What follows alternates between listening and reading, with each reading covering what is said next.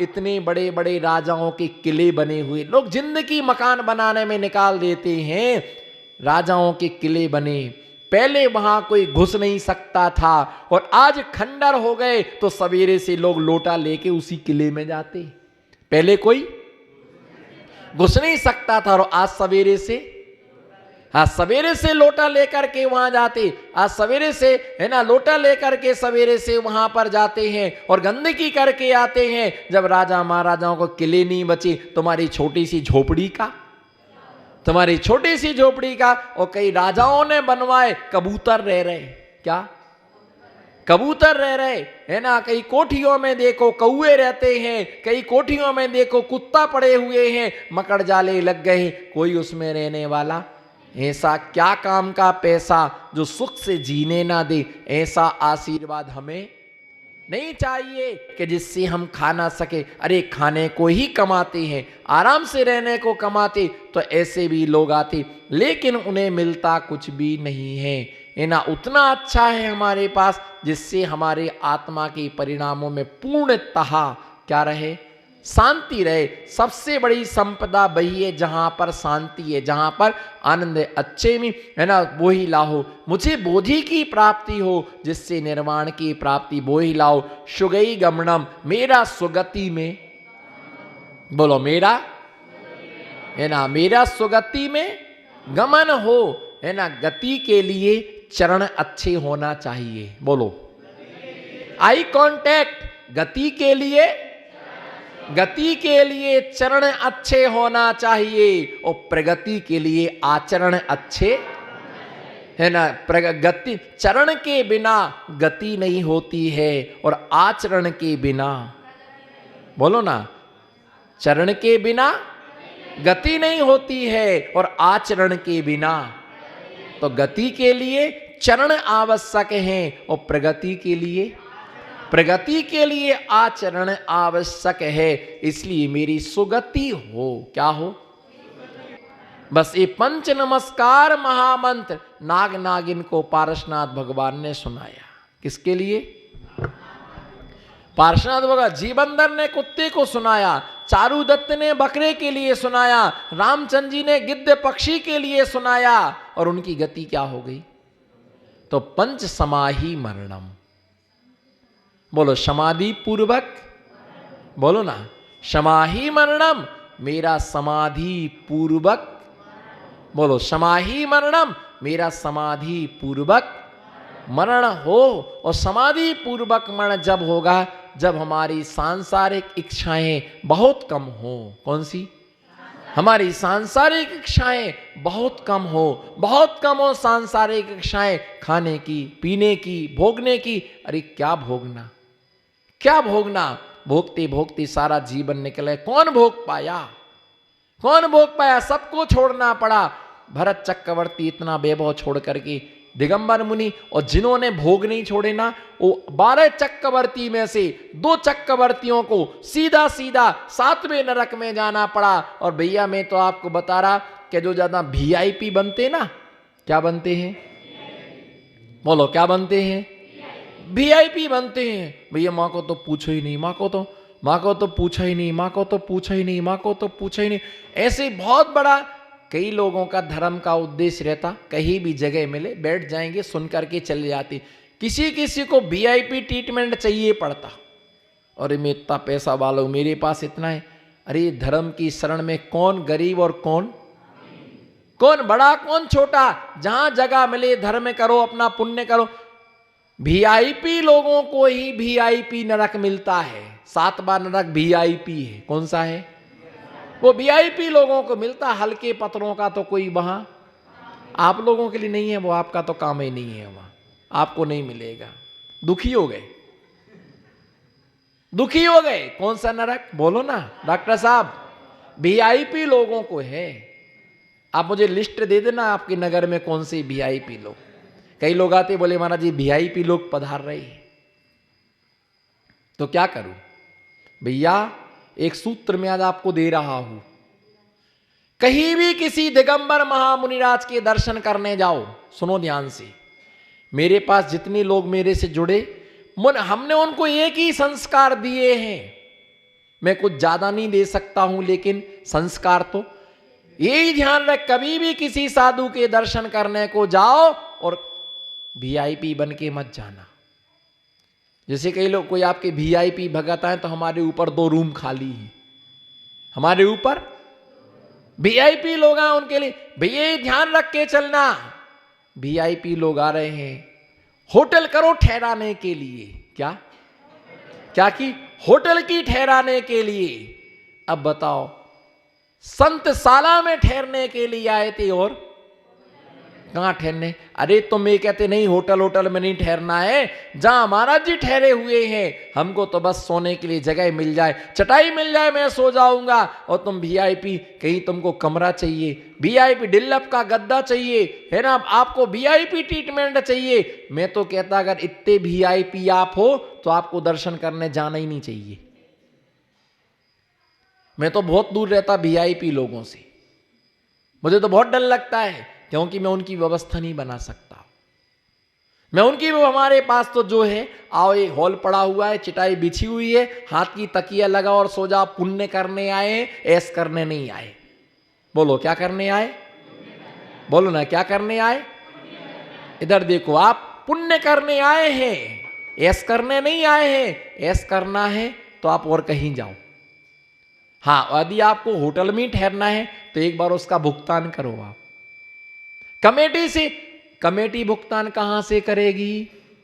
जो तुम्हारा ही कोई आया था, तुम्हारा बड़ा भाई 11,000 रुपए दान में दे करके गया और छोटा भाई आया होटल में रुका, तो वो 11,000 का भुगतान कर दिया गया। कहां से लाए? कौन कितने पैसे का भरेगा? वो कभी महाराज के दर्शन करने जाओ तो आने जाने की टिकट की डिमांड मत रखना। ऐसे भी लोग हैं जिनको आने का भी टिकट कमेटी भरती, और जिनका, क्योंकि गुरु का आदेश होने के बाद कौन, फिर लोग कहते कौन बिगाड़े, कह दो महाराज ने जो कह दिया। जब इतना ही तुमको करना तो भैया ऐसे दर्शन करने मत जाना। और कभी भी वीआईपी बन करके मत जाओ।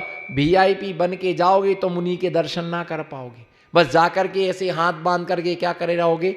खड़े ही रहोगे और मन में 100 विकल्प लेकर के आओगे, मेरा सम्मान नहीं किया, है ना, मेरा। अब वो भैया 4 लोग आ रहे, वीआईपी ट्रीटमेंट, भोजन बिल्कुल स्पेशल बनवाना, तो इसके पहले आए थे तो क्या उनमें इंसानियत नहीं थी क्या? उनको यहीं खिला देना, उनको वहां लेके जाना।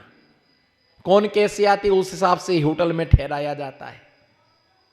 कौन कैसा आया तो उस हिसाब से भैया साधारण बन के जाओगे। जो बेचारे साधारण बन के आते हैं वो मुनि की क्या कर पाते हैं? सेवा कर पाते हैं। और छोटे बन करके जीने में जो आनंद है, बड़े बनने के बाद तो फिर क्या है? सिर्फ आदर और सम्मान में रह जाते, भक्ति तो उनकी सब क्या हो जाती है? तो सुगई अपना समय जिन गुण संपत्ति हो मध्यम, समाधि पूर्वक मरण हो, है ना। समाधि पूर्वक मरने के लिए आचार्य को भी मुनि बनना, सुनो ध्यान से, समाधि करने के लिए आचार्य को भी मुनि बनना पड़ता है, और वो आचार्य पद का त्याग करना पड़ता है। फिर सिंहासन से नीचे जब तक आचार्य बने बैठे रहोगे तब तक आचार्य पद में क्या नहीं होती? समाधि नहीं होती। जिन गुण संपत्ति हो मध्यम, जिनेन्द्र भगवान की गुण रूपी संपत्ति मुझे क्या हो? जिनेन्द्र भगवान की गुण रूपी संपत्ति मुझे प्राप्त हो, वो आनंद मुझे प्राप्त हो, जिस संपत्ति को प्राप्त करने के बाद कभी दरिद्रता का नजारा नजर नहीं आता है। तो ऐसे जिनेन्द्र भगवान की संपत्ति हो मध्यम, मुझे जिनेन्द्र गुण रूपी संपत्ति, मुझे धन नहीं चाहिए, पैसा नहीं चाहिए, वैभव नहीं चाहिए, पर जिनेन्द्र गुण रूपी संपत्ति मुझे प्राप्त हो। ऐसी हम मंगल भावना भाती हैं। इसी मंगल भावना के साथ जय बोलो शांतिनाथ भगवान की। धर्म स्नेही बंधुओं, आचार्य पूज्य पाद स्वामी कृत 10 भक्तियों में से चारित्र्य भक्ति की देशना का हमने लाभ लिया था। चारित्र्य भक्ति के अनंतर पंचमा गुरु भक्ति, जिसमें पंच परमेष्टियों की मंगलमय आराधना की गई है। जैन आगम में 5 परमेष्टि कहे गए हैं, और उन 5 परमेष्टियों की मंगलमय आराधना के द्वारा ये जीव 5 पापों का प्रक्षालन करता है।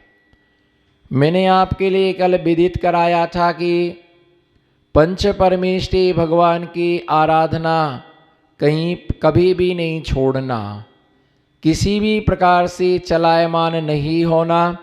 निरंतर अरिहंत सिद्धि आचार्य उपाध्याय सर्वे साधु, ये 5 परमेष्ठी हमारे जिनागम में कहे गए। परमेष्ठी का मतलब होता है कि जो परम पद में स्थित होता है वह क्या है, परमेष्ठी उसके लिए कहा गया है। छठवां कोई हमारे जैन आगम में गुरु नहीं है, कोई हमारा गुरु नहीं हो सकता, सिर्फ अरिहंत सिद्धि आचार्य उपाध्याय सर्व साधु। एक दृष्टि से 5 गुरु भी हैं और 5 परमेष्ठी भी हैं, 5 भगवान भी कहे गए हैं। ऐसे पंचमा गुरु भक्ति में क्योंकि पाप भी 5 होते हैं और परमेष्ठी भी क्या होते हैं, 5 होते हैं। उन 5 पापों को नष्ट करने के लिए पंच परमेष्ठी भगवान की आराधना यहाँ पर की गई। और आर्य छंद में आचार्य भगवान यहाँ पर पहला छंद कह रहे, श्रीमद मरेंद्र मुकटा प्रगटत मणि किरण वारी धारा भी प्रक्षालित पद युगलान प्रणमामि जिनेश्वरान भक्त्या। यहाँ पर आचार्य भगवान कह रहे हैं कि श्रीमद अमर मुकुट प्रघटित मणि किरण बारी धारा भी।